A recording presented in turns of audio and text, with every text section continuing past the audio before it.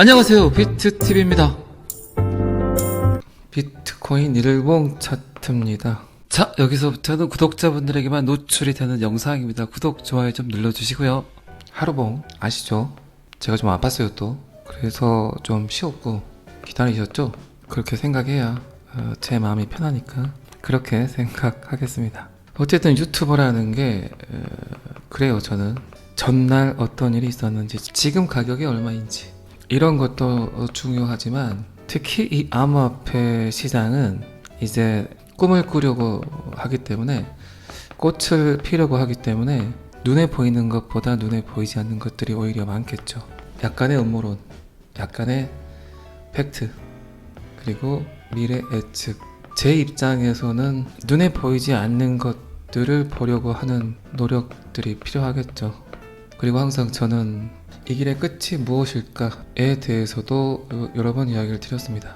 그리고 이 길의 끝을 이해하려면 이 길의 시작도 이해를 해야 되겠죠. 그래서 자꾸 여러분들은 듣기 싫을 수도 있겠지만 비트코인 백서 이야기를 하는 겁니다. 그리고 비트코인 백서 그 이전의 상황들, 그런 것들도 좀 이해를 하려고 노력을 하죠. 지금 여러분들 공중파 뉴스를 보게 되면 어떤 생각이 드시나요? 사토시 나카모토 비트코인 백서에 나와있듯 신뢰할 수 있는 제3자들의 횡포, 그게 비단 금융뿐인가요?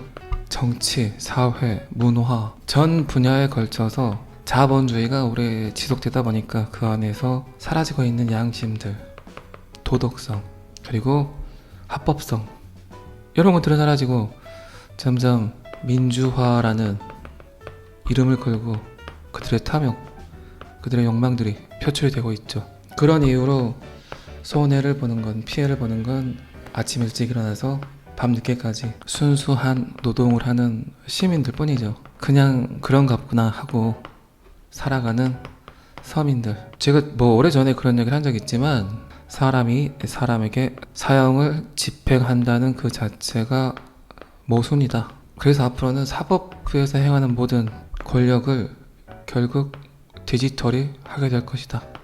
사람들은 디지털을 더 신뢰할 수밖에 없다. 그게 공정하다고 생각한다. 그게 공평하다고 생각을 한다. 그리고 지금 중국에서는 그 작업들을 하고 있고, 인간이 표현할 수 있는 모든 범죄 행위를 위변조되지 않은 블록체인 안에 담아버린다. 그리고 모든 형량의 결정은 결국 인공지능, 디지털이 할 거다라고 이야기를 드렸죠. 그렇게 되면 정말 불필요한 집행 과정들이 거의 다 사라지게 되겠죠.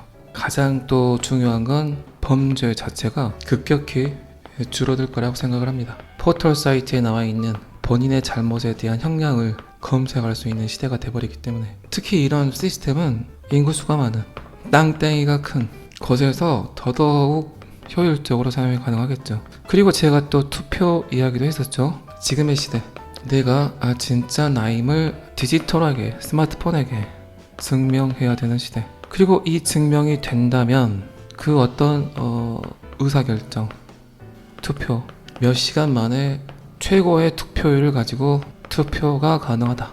전 세계적으로 투표에 들어가는 돈만 세이브를 하더라도 돈이 없어서 학교에 가지 못하는 아이들이 있을까요? 돈이 없어서 배를 굽는 아이들이 있을까요? 그리고 사람들은, 시민들은 그게 공정이라고 판단을 하겠죠.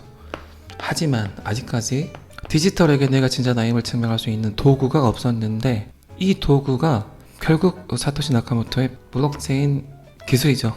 그래서 제가 초기 영상에 그런 얘기를 했던 거예요. 여러분들에게 진정한 자유를 줄 수 있는 도구는 블록체인 기술, 그리고 직접 민주주의를 구현할 수 있는 도구도 블록체인 기술이다 라는 표현을 했습니다. 3년 전에는 제가 이런 얘기를 했을 때 아마 아무도 이해하지 못하셨을 거예요. 근데 지금 와서 보니까 어떠세요? 조금씩 이해가 되시죠? 조금씩 그래야 될 것 같죠?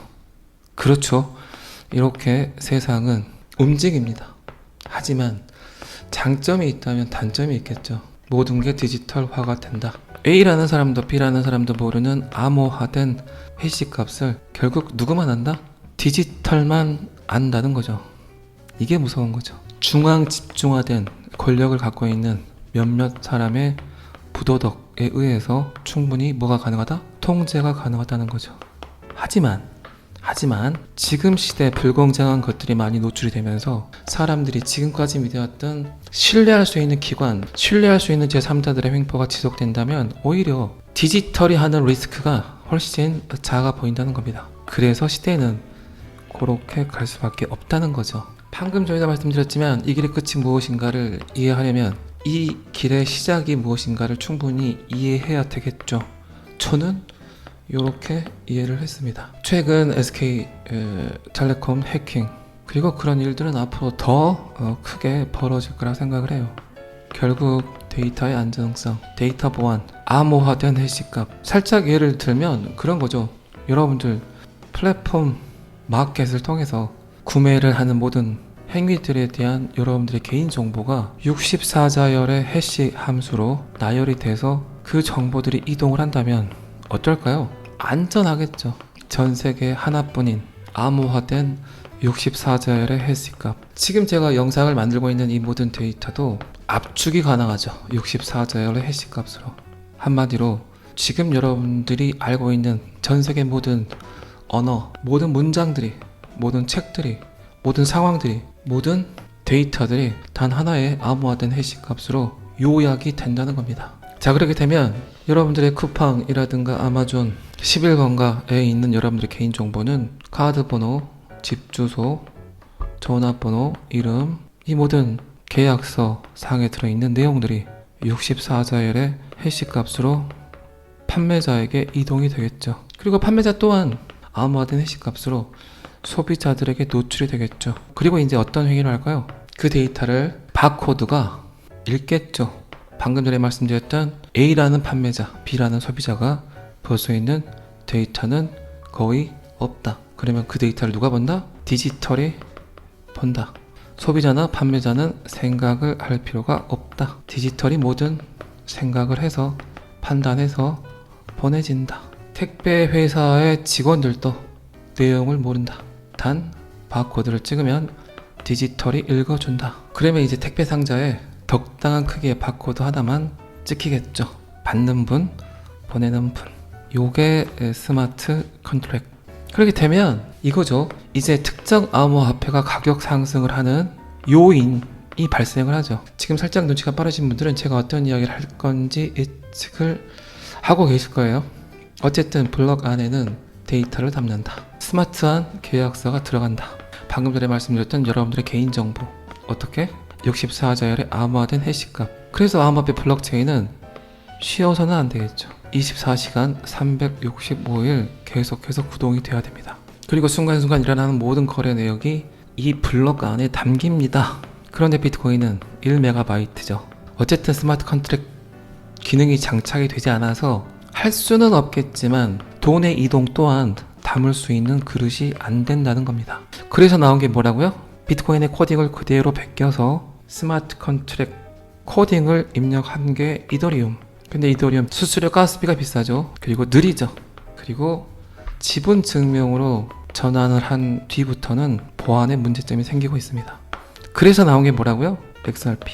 자, 그렇게 되면 어쨌든 이 블록 안에 데이터를 넣어야 되는데 요게 유통이 될지 미디어가 될지 뱅킹이 될지 아니면 의료 기록이 될지 아니면 건설업에 관한 데이터가 들어갈지 누군가는 이 블록을 만들어야 되겠죠. 그리고 그들이 원하는 모든 데이터를 블록 안에 넣는다. 그리고 다음 블록이 또 생성이 된다. 사용이 된다. 자, 그렇다면 여러분들이 스마트 컨트랙을 쓰고 싶은 정부 기관 또는 의료 기관 또는 병원, 건설사, 방송사, 오너라고 생각을 해봅시다. 하나는 선택을 하겠죠. 스마트 컨트랙트 기능이 가미된 암호화폐를 선택을 하겠죠. 그게 뭐 이오스가 됐든 XRP가 됐든 에이다가 됐든 이 코인 중에 하나를 선택을 해서 그 블록체인을 사용을 한다. 자, 그러면 니네는 블록을 만들었으니까 블록 형성에 대한 일을 했으니까 그 대가로 이오스를 지급한다. 에이다를 지급한다. 누구에게?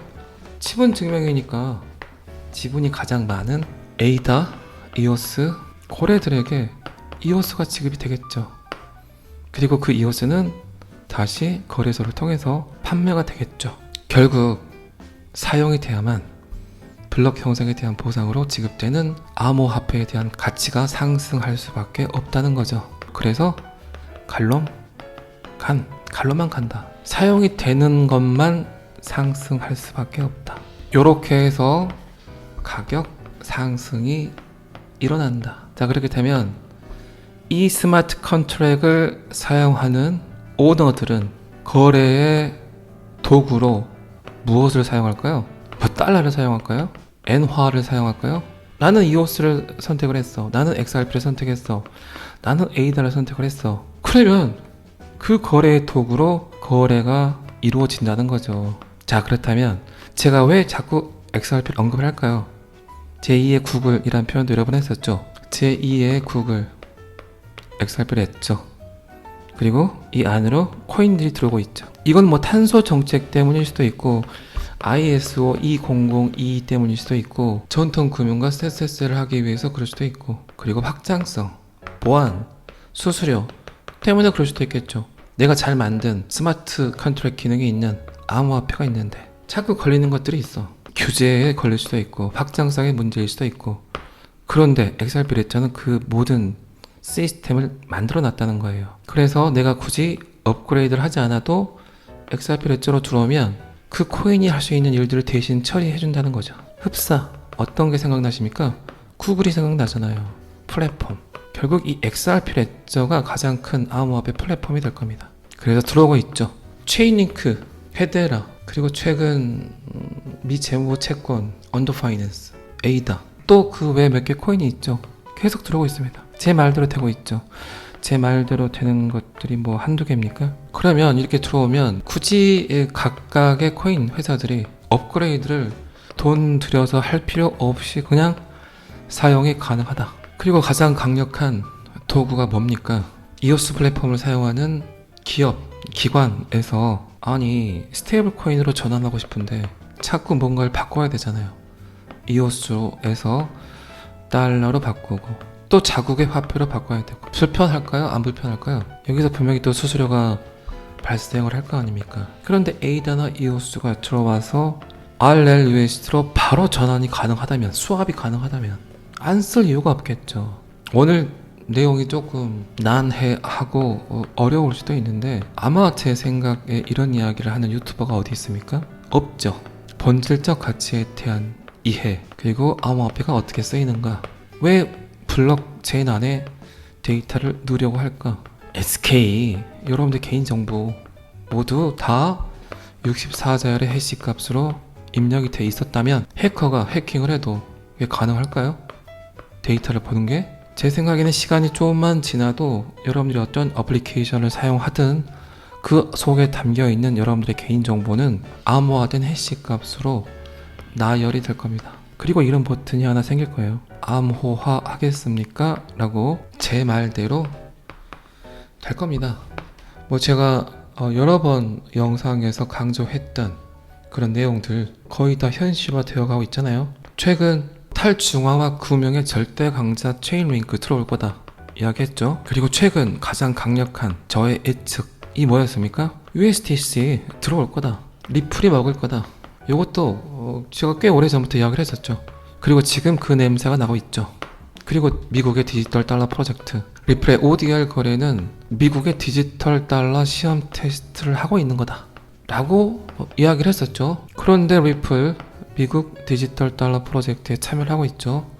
미국뿐입니까? 저는 이 글의 끝이 결국 CBDC다. 그들이 CBDC를 유통하기 위해서 비트코인을 뿌렸다. XRP를 사용하기 위해서 비트코인을 테스트 버전으로 사용하고 있다. 이 말도 맞을 거예요. 자, 어쨌든 암호화폐는 그런 식으로 나와서 가격 상승이 이루어지는 원리겠죠. 하지만 지금의 가격들은 어때요? 가격이 아무 이유 없이 일희일비하고 있죠. 전쟁이 일어나기 전 호재나 악재로 뿌려지는 가격 똑같죠. 어디에서 전쟁이 일어날 거다. 그때는 어때요? 그 국가의 신용도가 떨어지겠죠. 이런 거라는 거죠. 그리고 실제로 전쟁이 일어나게 되면 전쟁에 필요한 도구들이 어떤 형태로든 상승을 하겠죠. 방금 제가 표현했던 전쟁은 결국 암호화폐가 구동되는, 정상적으로 그 일을 하는 그때를 이야기를 드린 겁니다. 자, 그리고 제가 본방송에서도 여러 번 이야기를 했고, 특히 멤버십 라이브를 통해서는 굉장히 여러 번 이야기를 했던 FPC, 이곳이 굉장히 중요하다. 더 빠른 결제위원회, 2013년, 2015년 미국, 결국 여기서 결정을 하는 내용들이 세계화가 될 거다. 쉽게 말해서 그 어떤 대통령이 되더라도 건드릴 수 없는 기관, 미래 진행형 프로젝트. 그런데 이제 조금 이따 제가 보여드릴 건데, 결국 FPC가 XRP와 스텔라 루멘을 언급했습니다. 세상이 변하고 있어요. 이렇게 대놓고. 그런데 수많은 투자자들은 숫자가 중요하죠. 세상이 바뀌는 걸 보려 하지 않고 숫자가 바뀌는 걸 자꾸 보려고 하고 있죠. 지금 제 영상을 듣고 계신 여러분들이라면 제발 그러지 마세요. 그래서 저는 제 영상이 많은 분들에게 노출되는 걸 살짝 꺼려 하는 것 같아요. 보실 분들만 보셔라. 이해를 하는 분들만 보셔라. 나무의 열매를 따먹지 말고 웅장한 숲의 공기를 마셔라. 저는 그게 맞다고 생각을 해요. 왜 그럴까요? 모두가 부자가 될 순 없으니까 그러겠죠. 무슨 말인지 충분히 이해하셨죠? 어쨌든 비트코인 차트 4월 21일 88, 요거 제가 이야기 드렸죠. 새로운 사이클, 새로운 주기가 시작됐다. 그리고 제가 말씀드린 대로 골든 크로스가 5월 22일 생성이 됐고요. 가격이 또 한번 계단식으로 상승을 하고 있습니다. 이거 보이시죠? 요렇게 어쨌든 지금 바이낸스 기준 비트코인은 최고점에 도달을 했죠. 11만 1,700달러까지 상승을 했고, 업비트 기준으로는 올타임 하이를 가지 못했어요. 하여간 우리나라 사람들이 좀 특이하긴 해요. 비트코인을 던지고 XRP로 갈아타신 분들이 많으신 건지 어쩐지는 모르겠는데, 업비트 기준 올타임 하이는 1억 6천 정도 하는데 아직 1억 6천을 뚫지 못하고 1억 5,500까지 찍은 것 같습니다. 자, 그리고 방금 전에도 말씀드렸지만 저의 또 다른 예측 FPC 더 빠른 결제위원회, 그걸 한번 봐보시죠.